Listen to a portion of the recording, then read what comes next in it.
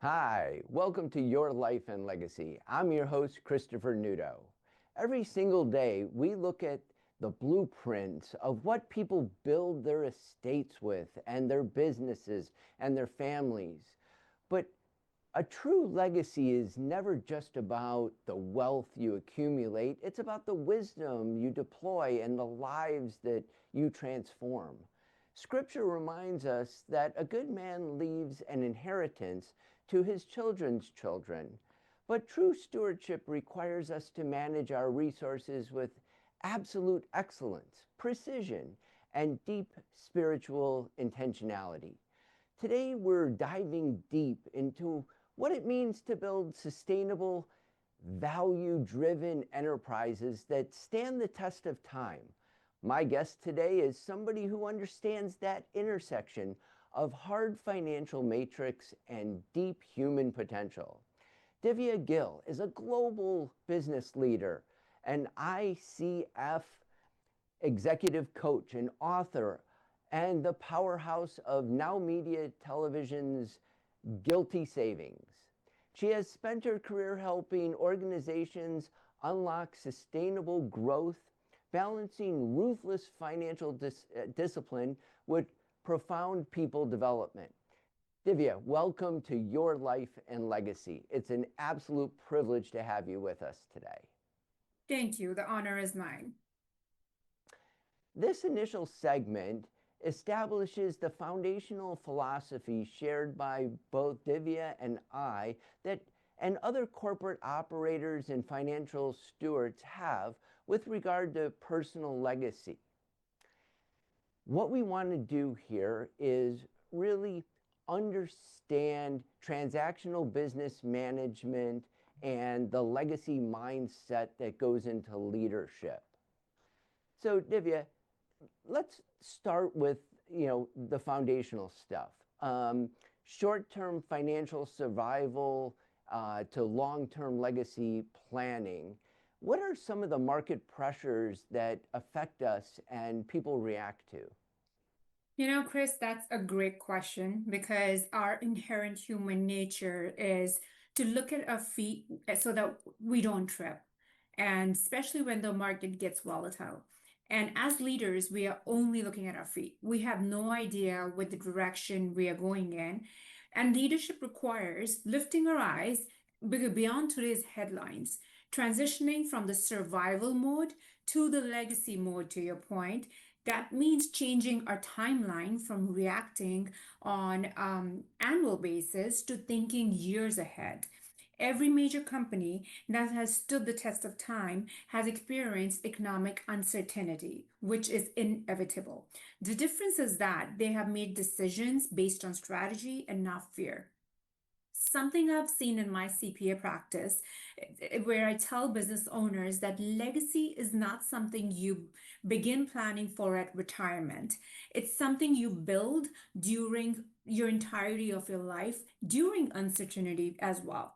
The businesses that emerge stronger in our client base are the ones that prepare before the storm arrives. They establish cash reserves.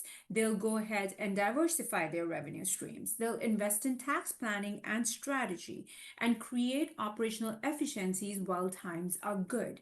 Fear causes all of us to cut all the investments that might help us create the future growth, whether that's people, whether that's innovation or strategic planning. However, I would challenge our audience to think about how do I preserve the foundation while positioning for the next opportunity.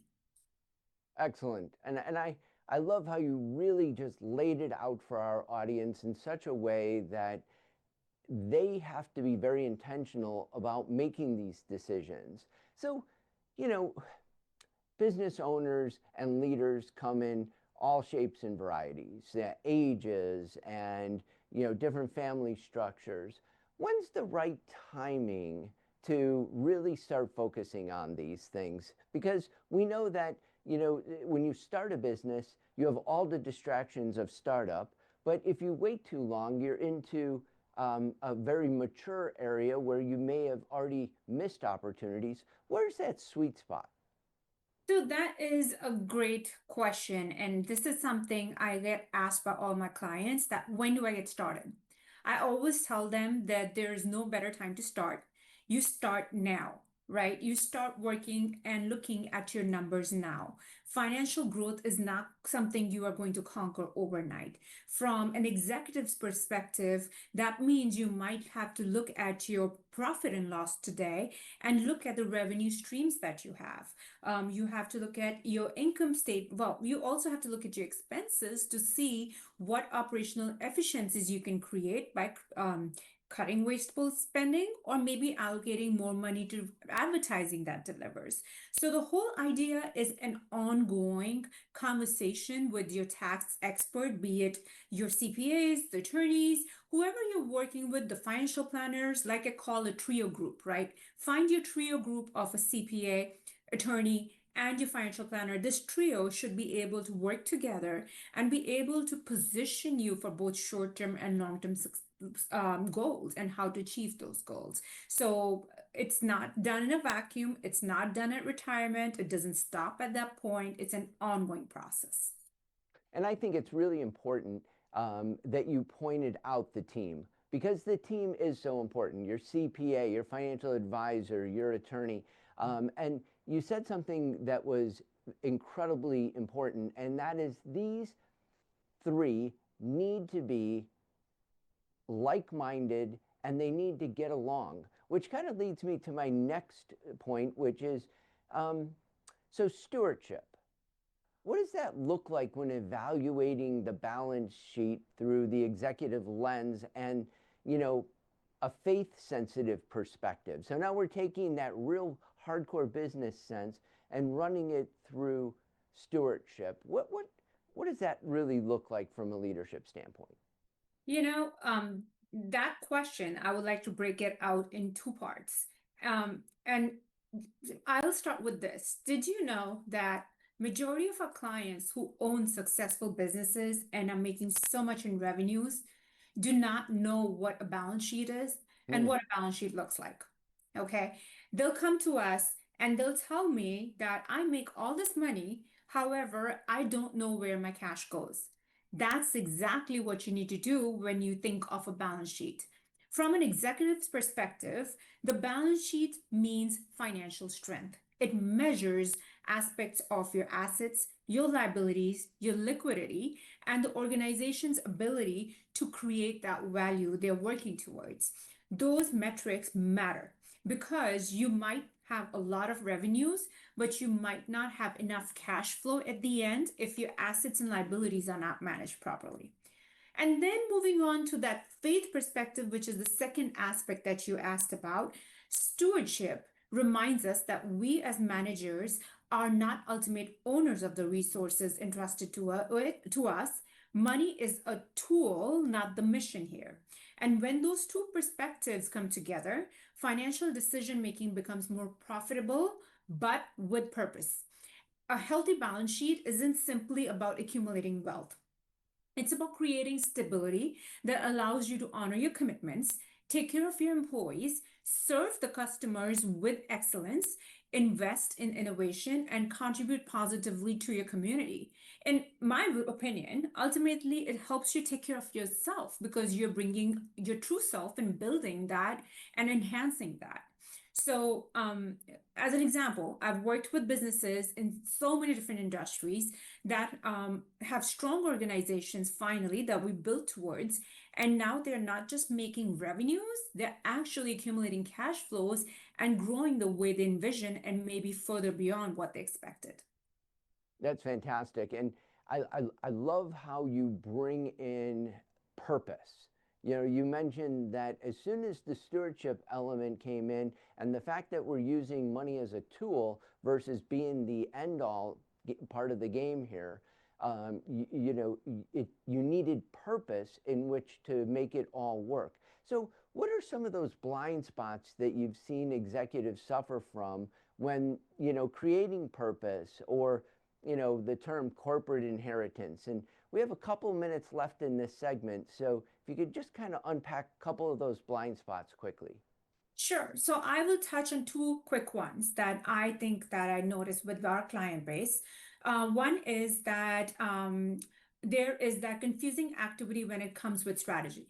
Businesses become so busy solving everyday problems that they never create tomorrow's opportunities. They delay the successful, planning that might help them. Postpone estate planning. They might postpone tax efficiencies and assume they have time later to plan. And that never comes. Tomorrow never comes, like we all say. And the second biggest blind spot we have seen is that success today does not guarantee success tomorrow. Like we say, no 2 days are the same. So, lack of that planning there is something we see often haunt business owners and at times lead to their own downfall or issues with their businesses that they never anticipated would happen in the first place. Yeah, excellent point. Life just kind of happens, is what you're saying. And without that discipline, it doesn't get done. You know, the numbers on your balance sheet will always reflect the health of your leadership infrastructure. If there's no discipline in quiet seasons, chaos will reign in the volatile ones. Uh, do not move an inch because when we return from break, Divya is going to unpack the greatest asset in your portfolio, and it isn't your capital. We'll be right back.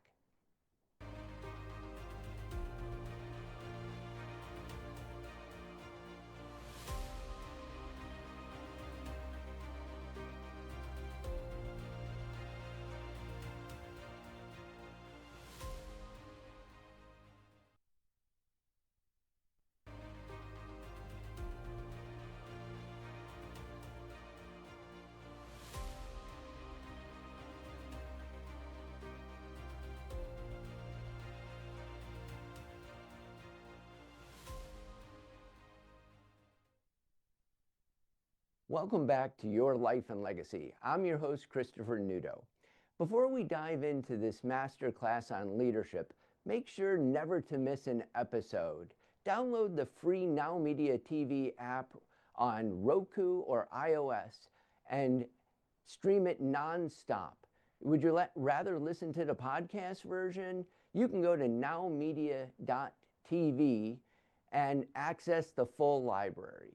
Listen, I'm here today with the remarkable Divya Gill, discussing corporate mechanics of building an enterprise that outlasts its founders. Right before the break, we touched on foundations of stewardship. Now I want to pivot to the heartbeat of any organization, its people.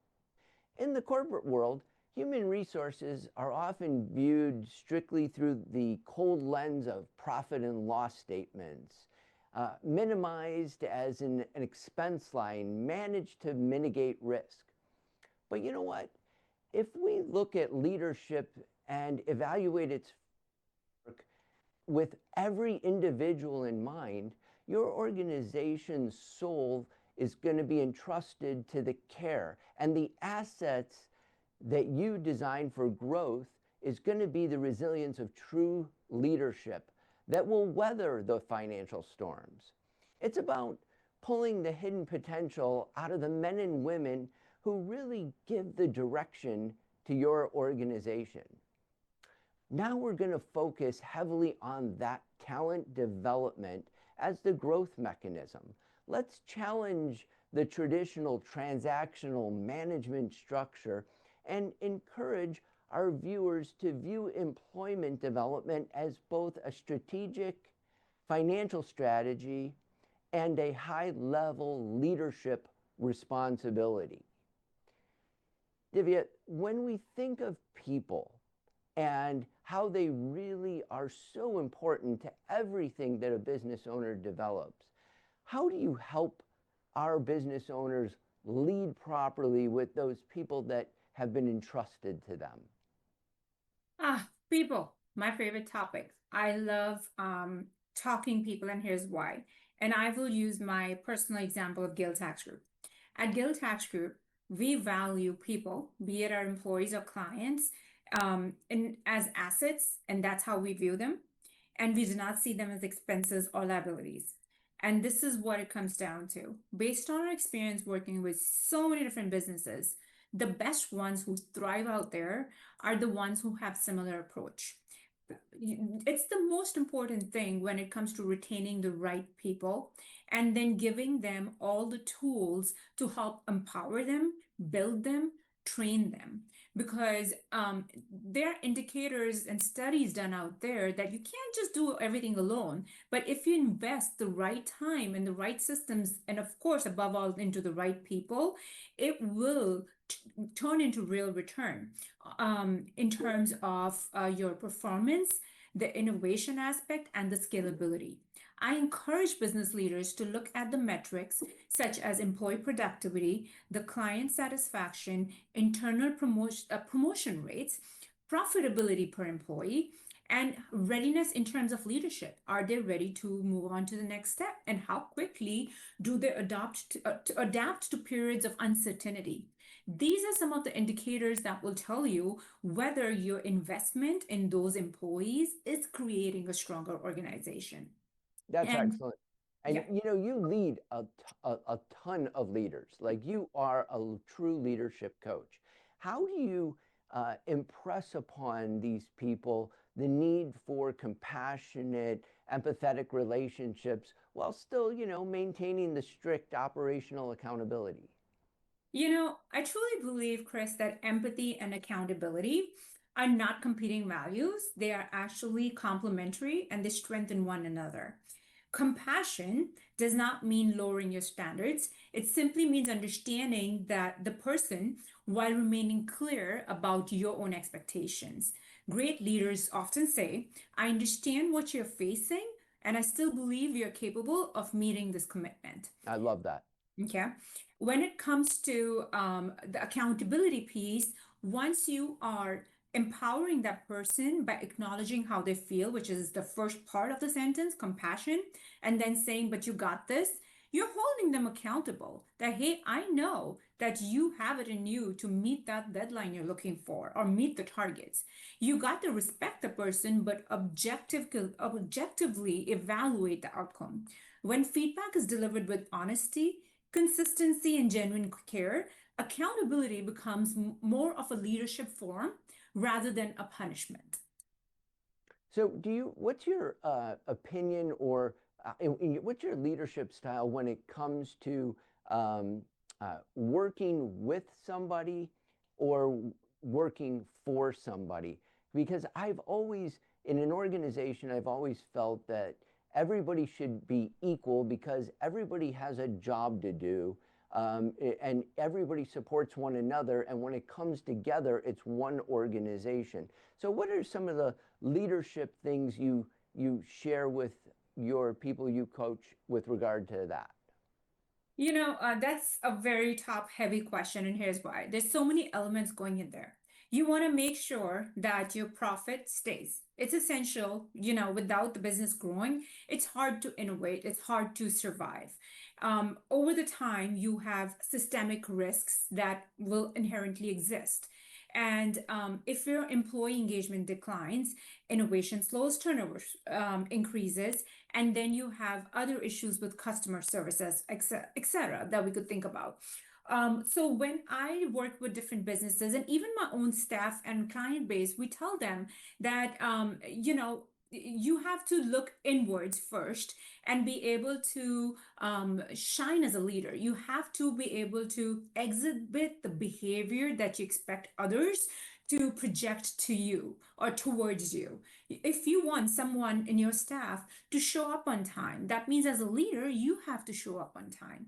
It's about holding on to your word and committing and exhibiting that so that as a leader, you can bring on more leaders who understand what the expectations are, because you just cannot, you are trying to create legacy here. You're not trying to create a company with short-term goals and short-term ultimate profits that you want to accomplish. Unless that is your true purpose, then more power to you on that. But we're talking about developing your people, cultivating your people, and it works the same with clients. As an example, a client comes to me and goes, I don't understand my books, I don't understand my returns, I don't know what strategy is about. What you do is you sit down with them, you coach them, and you teach them the aspects they don't know and try understanding what their short term and long term goals are. So it's all about listening. That is the key factor here at the end of the day. So you had touched on a number of items that I think we can draw down to. What are some of those systemic dangers to an organization that does affect their long-term legacy? There are many, but in order to sum it up in many ways, the financial success and people development, those are not opposing goals. Those are some of the risks, the top two risks I see inherently dominant within a lot of businesses. And at times, businesses will reinforce one and not the other. However, the healthiest companies understand that investing in people isn't charity. It's one of the smartest long-term business strategies that are available out there. I've worked with businesses that and come across many industries and organizations that stand the test of time where they are able to implement that approach. Their measurement of success is not just their bottom line, their measurement of success is how well the people are doing, how well the clients are, or how long the clients are retaining with them. In terms of their revenues, how far are they able to diversify their revenues? Because a company may maximize profits for a few quarters, but by neglecting their clients, their workflows, for force, what I call it is by not peopling, it's not going to build that lasting legacy that we're aiming for. Because a lasting legacy will be developed by developing people as leaders who will continue to create that value for decades to come. And in the last 60 seconds of this segment, can you unpack where the intersection of their culture and faith really impacts that peopling you mentioned? Absolutely. So, when you have the faith aspect intertwined in there, you have your greatest competitive advantage, which is the people. You have to have that faith in people that they can actually go in and do the job and do the job right. And you have the training tools to help them do that job right. People will perform the best when they're valued and held to a high standard. And companies that invest only in profits create earnings. Companies that invest in people will create generations of success. Excellent. Yes, I totally agree. And when you value your people correctly, your profits inevitably align. Culture dictates execution, and execution determines, honestly, the business's legacy. Stay with us because when we come back, we're going to tackle the storm that every leader must eventually face, navigating corporate transformation without tearing your company apart. We'll be right back.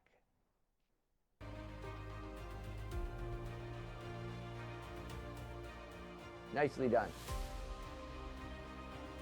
Likewise.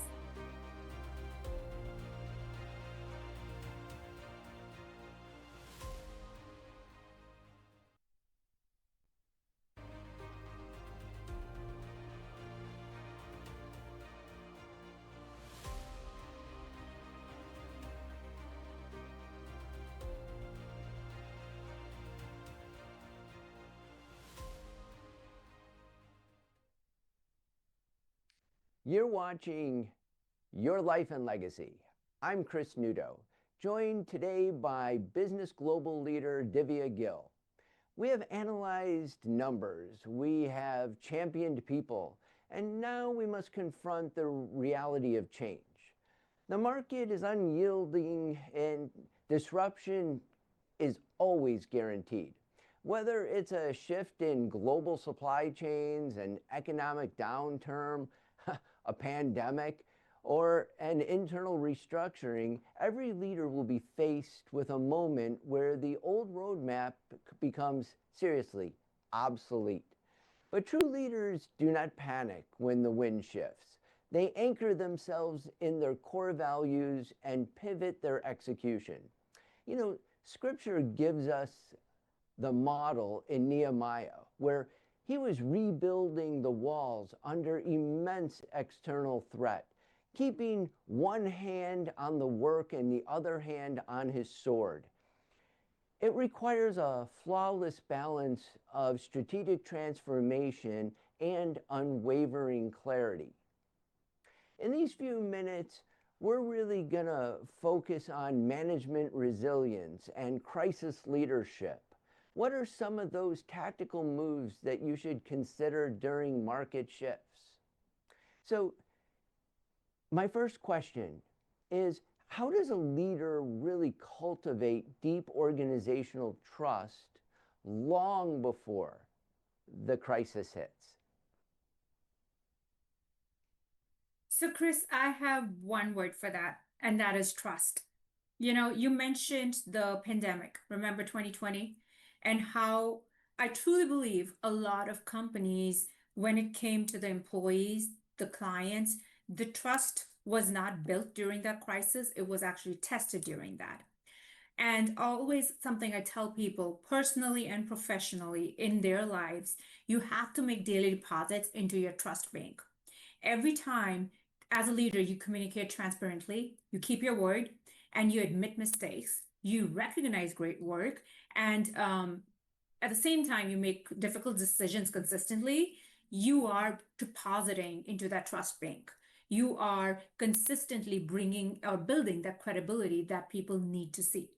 One of the biggest mistakes I see leaders making is becoming highly visible only when something goes wrong. Why Mm, do the employees question whether the communication is even genuine or is it reactive? So, as a CPA and advisor, I've seen many companies survive these downturns like the pandemics, not because they had the most cash, but because they had the most trust. When people believe in you as a leader, they will adapt, they will innovate, and they will work through any uncertainty together. Transformation requires more than a compelling vision, it requires credibility. People do not simply follow strategy, they follow the leaders they trust. And trust is earned, like I said, through consistency and not charisma. When the crisis arrives, your team should not be asking, can we trust our leader? The lingo should be, they should know the answer, that yes, he's our leader and he got us because you as a leader has already demonstrated every single day by making those deposits into the trust bank. and that's excellent. But we know for certain that there's lots of leaders out there that are not making those deposits into the trust bank. So, can you outline some of the primary red flags that you should be looking for in a company where you know that the internal culture is failing? Yes. And, you know, it's one of those questions where people don't want to talk about it, but the biggest shift you'll see is in the culture. Okay. Culture is often the first thing that starts changing even before your financial statement starts showing there's a problem. So, what are some of these cultural aspects? So, let's get specific. What are some of those things that, you're like, ooh, that's happening at my place. We have to start paying attention.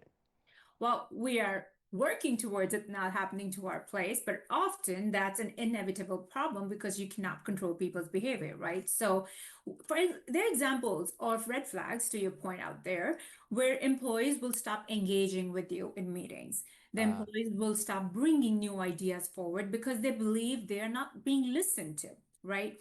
So, that's where you see the communication breaking down, the innovation slowing down, and people start protecting their own jobs in their departments instead of collaborating with other departments. Something we see as a systemic problem in a lot of companies that tend to grow bigger, and the left hand doesn't know what the right hand is doing.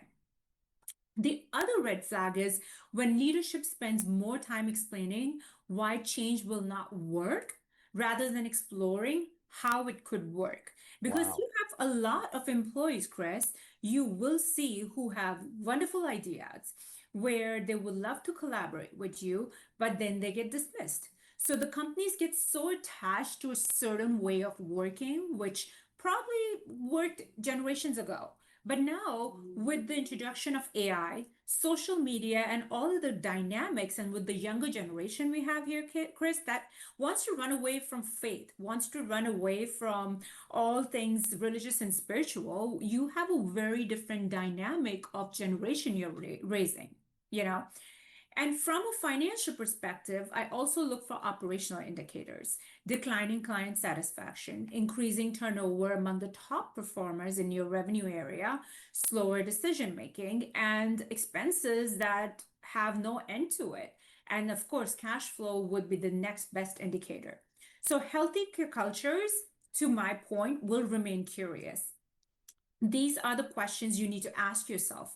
Are people trying to engage, collaborate, or are they walking away from what could probably be built as a very successful legacy to come for years to come?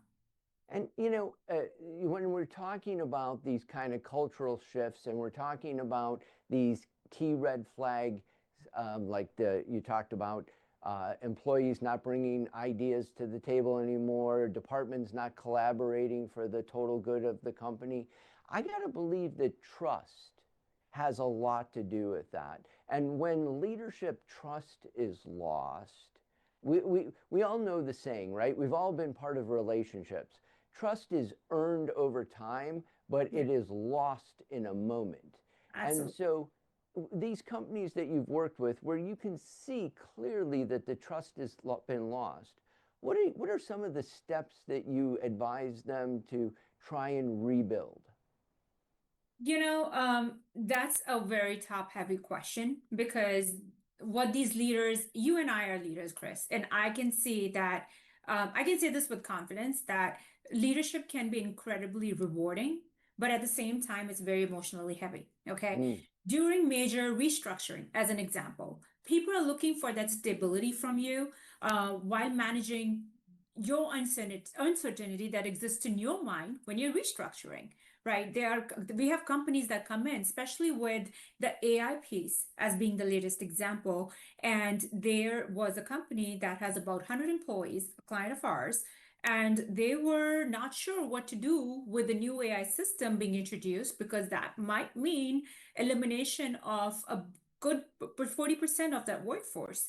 And some of these people had long-standing relationships with the company, had been there for years and years, So there was a challenge that the leaders face in today's day and world and age where we are evolving every day. So for me, protecting that baseline begins with creating that space to think about before reacting, whether that's prayer, whether that's reflection, quiet planning, or simply stepping away from the situation to gain that perspective, to be able to process how you feel. Leaders need that intentional moment to reconnect with their own purpose before making any such difficult decisions. I love that. So really, you're focusing. The leader first has to be healthy themselves. Yes. They have to have personal peace, and they have to have their own spiritual baseline. Then they're really capable of carrying the weight of management and leadership within the organization. So how do you advise as a leader protecting that personal peace?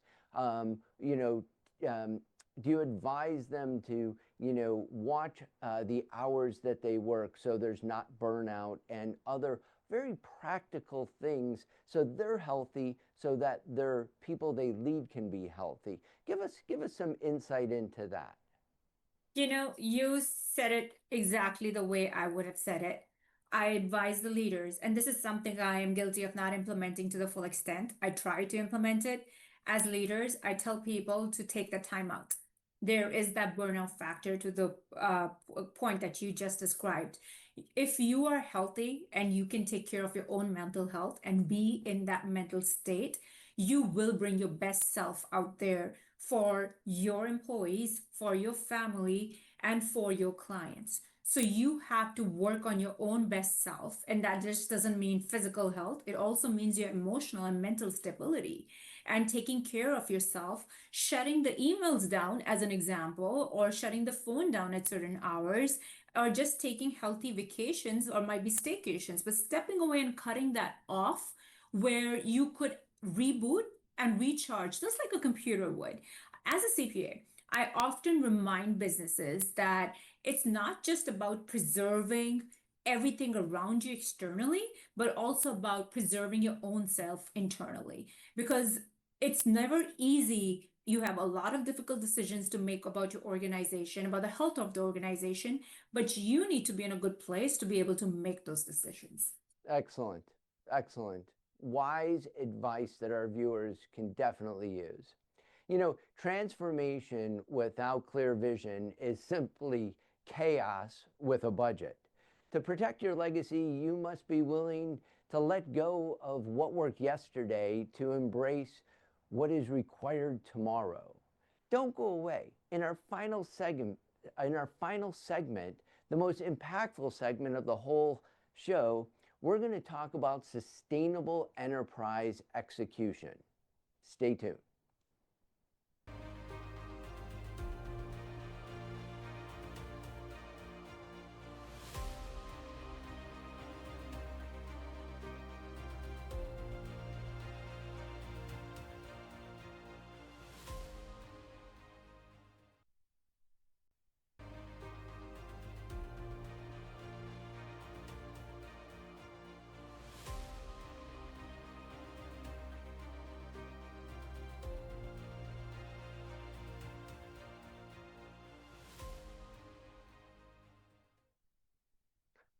Welcome back to this final segment of Your Life and Legacy. I'm Christopher Nudo. Remember that you can watch Your Life and Legacy anytime, anywhere on Now Media TV. And if you're on the go, feel free to download the mobile app on iOS or Android and streaming live and on demand, both in English and in Spanish. We're starting our last conversation for the day with the host of Guilty of Savings, Divya Gill. We have mapped out the entire anatomy of sustainable enterprise leadership today, from managing immense pressure to honor-level talent development to execution through market transformation. Now we're going to bring it all home to this final synthesis. How do you build a revenue system and an operational machine that runs flawlessly when there's no longer room for you in the room? You know, true legacy is not about being indispensable. Quite honestly, it's the opposite. It's about building an architecture of systems, values, and leadership that can carry the torch forward seamlessly. It's about moving from daily operations to generational impact. So let's analyze those tactical and philosophical focuses that best builds systems of sustainable revenue, passing the baton of leadership, and reviewing one's work through the lens of ultimate corporate and personal accountability.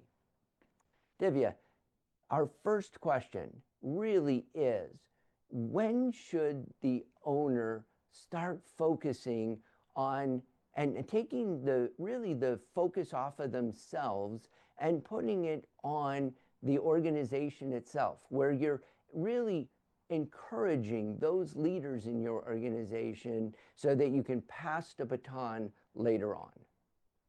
How often have you heard, Chris, and this is my question to you, how often have you heard this where when you are done with the estate planning trust and you're seeing the generations take over, suddenly your business starts going down? Absolutely. Okay, that's my biggest point. One of the biggest transitions every successful leader has to think about is moving from being the face of the business to building a business that can thrive without them. That's Okay. right. And many companies will reach a plateau when it comes to making major decisions, client relationship wise, deciding operational performances, successes, processes, and that's not a scalable model. Right. The first step, in my opinion, Chris, is to document what you do as an owner. It's important to create that critical knowledge, but transition it into paper, something that's tangible, so that the next person can take those workflows and create consistencies regardless of who's leading that organization any given day. Secondly, to our other points in the other segments, you need to develop your leaders. You're Yes. not just coaching your employees, you're building leaders who will then in turn be you, be able to delegate and keep taking the company further. And then the third would be build a brand, then that's larger than one's own personality. You know, my own vision. I want Gill Tax Group to hold its own. I do not want it to just be Divya Gill. My role and my goal is to coach my staff to take on some of these roles as leaders so that they can carry the baton forward. And finally, creating that financial visibility through dashboards, KPIs, regular reporting, because healthy businesses make decisions based on reliable data and not just on intuition. The ultimate measure of its success isn't whether the founder can do everything, but whether your business is growing, it's serving the clients and creating opportunities, even when you, as a founder, you step away. That's excellent. And I love the fact that you stepped right into the KPIs and measurable reports and good data. Because I find so often that businesses thrive because of the personality of the owner, because of the vision of the owner, but none of that, that's a business that runs well on the owner's emotion and the owner's energy. When you run into those owners that are running their business that way, what's some of those leadership principles that you explain to them on changing that so that the business isn't running off of emotions, but rather running off of that wonderful data that they can collect? I always tell businesses that you need to look inwards. First of all, you need to think about what a sustainable leader looks like to you. To your point, success isn't measured how much as to how much they can personally accomplish, but then it's measured by how many people they empower, which is a KPI to succeed after them. Especially with the changing dynamics of our tech sector, with the AI being incorporated in so many people's lives. You have to be that sustainable leader who does not try to control every change, but builds that organization that can adapt, revolving, and around that change. You will be a lifelong learner. You will financially need to stay disciplined, emotionally intelligent, and humble enough to work to seek those different perspectives. You will need to embrace AI. You will need to embrace that innovation without abandoning those timeless principles like integrity, accountability, and service, as well as having that faith that we talk about. Absolutely. And let's talk about that faith component because a lot of business owners are scared of they go to church, they embrace God, they have a good balance of faith at home with their family, but they don't want to bring it into the workplace. Unfortunately, there's a lot of workplaces that discourage bringing one's faith in. So when working with our business owners and other leaders, what are some of the ways that you can encourage them to, understand that faith is not, when you're before work, after work, it's every day, it's all day. Faith is ongoing, right? I technically the way I look at it is that you cannot not function, or you have to function with faith component in it. You have to have faith, to all our points we discussed in various segments, in the management of the company you are working for. You have to bring that faith to and have that confidence that is exemplified by that faith that yes, I can do that job no matter how crappy life might be back home. So I encourage people to ask those questions. What am I trying to build? Define your vision clearly as an individual, whether you're looking for financial freedom, whether you are looking to grow in the company, you're creating opportunities, whether it's for your family, your community, what are you trying to build? Then I also tell people what are the principles that will guide every decision. And you need faith in that because you need integrity, you need generosity, you need stewardship, you Yes. need accountability. And no matter what the scenarios and circumstances, how difficult life gets, faith will get you there. Values that you hold today will shape your future. And it's a strategy in many ways and not the other way around. Yeah. And And then I tell people, look at your daily habits. How do your daily habits support that vision? And this is where I encourage people to bring that faith forward, that resilience, so that they are able to review your finances on a consistent basis, create and follow a budget, build those reserves for a rainy day. Invest in your education, schedule the time for reflection, for prayer, or whatever keeps you grounded in your purpose. Small disciplines, something I like to follow, practiced consistently, produce extraordinary results over time. I couldn't say that better. Like that was spot on. And so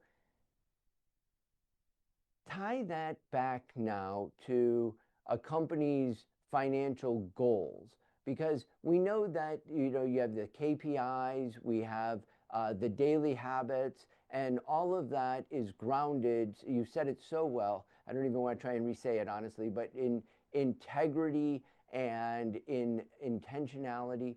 So when we bring that all together, when we wrap it all up, what would you tell our business owners is their next step for their success? Sure. And that's a very good question. That how do we sum it up, right? Right. I always tell people success is not by how much money you make, but how much wealth you built for generations to come, right? I tell them that using all the principles of integrity, consistency, stewardship, and above all, faith, think about where you are and where you want to be. It might just stem down to getting financial clarity one day at a time, with a startup that wants to get running off the ground and wants to go past the 3-year mark where they might be able to do an IPO out there. Or it might be a business that is trying to expand, which is already pre-built, but they don't know where to go. So define that strategy, define that financial clarity, work and partner with CPAs and attorneys as well as your financial planners to sit down and come up with a game plan, be it personally, be it professionally, that this is a path I want to tread on, and how can we get you there? How do we get you there? So that's the goal. And that is the ultimate, my agenda for all my employees, all my clients, and people we work with. Fantastic. Divya, this has been an extraordinary masterclass. You've done such a fabulous job. Our audience is absolutely going to love this. Thank you for your precision, your insight, your unwavering commitment to elevating the standard of global leadership. You have given our viewers the exact intellectual and operational leverage that they need to audit their business, secure their impact into their business. Thank you so much for being here with us today.